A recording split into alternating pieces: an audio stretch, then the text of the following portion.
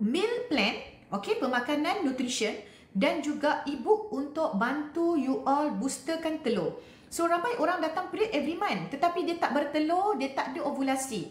So dalam program ini juga kita akan guide you all untuk bantu you subur dan berovulasi, dan bantu you juga untuk cantikkan rahim anda. Dia bukan sekadar you kena bertelur, tapi you kena cantikkan rahim juga supaya penempelan yang boleh berlaku dengan baik. Okey, sebab nak pregnant ni kita perlukan rahim yang sihat dan juga telur yang matang dan sihat dan berkualiti. Okey, dan selain daripada tu kita nak bantu husband you all juga untuk cantikkan sperma.